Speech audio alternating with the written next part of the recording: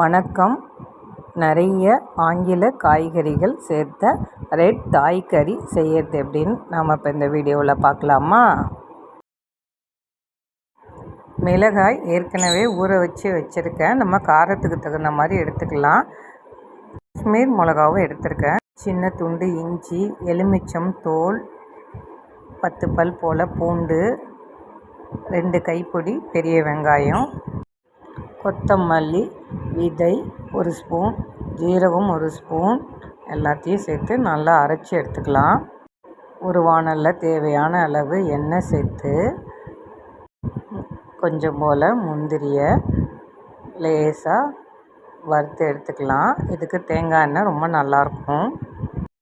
குடமிளகாய் என்ன கலர் இருக்கோ சேர்த்துக்கோங்க. எனக்கு மஞ்சளும் சிகப்பும் கிடைச்சது. கேரட், பேபிகார்ன், ப்ரொக்கோலி இதெல்லாம் என்கிட்ட இருந்தது, நான் சேர்த்துக்கிட்டேன். இன்னும் ஏதாவது காய் இருந்தால் கூட நீங்கள் சேர்த்துக்கலாம். ப்ரொக்கோலி வெந்நீரில் உப்பு, மஞ்சத்தூள், எலுமிச்சம்பழம்லாம் சேர்த்து சுத்தம் பண்ணி எடுத்துக்கோங்க. 5 நிமிஷம் வதக்கிட்டு தனியாக எடுத்து வச்சுக்கலாம். அதே பாத்திரத்தில் மறுபடியும் கொஞ்சமாக எண்ணெய் சேர்த்து நம்ம அரைச்சி வச்ச விழுதை சேர்த்து கொஞ்சமாக தண்ணி சேர்த்து கொஞ்சம் நேரம் வதக்கிக்கலாம். ஏன்னா பச்சையாக அரைச்சோம் இல்லையா?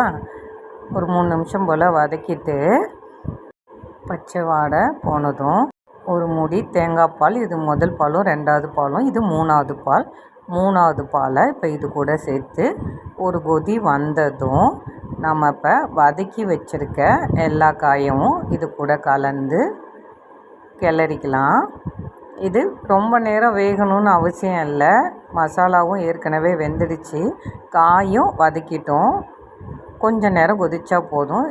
இப்போது இந்த ஸ்டேஜில் உங்கள்கிட்ட பன்னீரோ டோஃபோவோ இருந்துச்சுன்னா அதையும் இது கூட சேர்த்துக்கலாம். ரொம்ப நல்லாயிருக்கும்.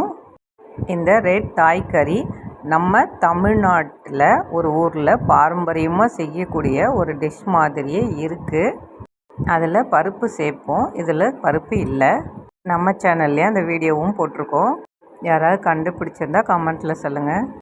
இந்த ஸ்டேஜில் நம்ம சப்பாத்தி பூரிக்கு கூட இதை தொட்டு சாப்பிட்லாம். ரொம்ப நல்லாயிருக்கும். இப்போ இந்த ஸ்டேஜில் ஸ்டவ் ஆஃப் பண்ணிவிட்டு ஃபஸ்ட்டு பால் 2வது பால் எடுத்து வச்சுருந்தோம் இல்லையா, அதையும் இது கூட கலந்துக்கலாம்.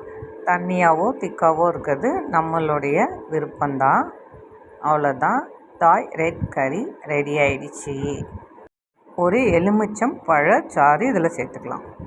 இது சப்பாத்தி, பூரி, ஆப்பம், சாதம் இது எல்லாத்துக்குமே ரொம்ப நல்லாயிருக்கும்.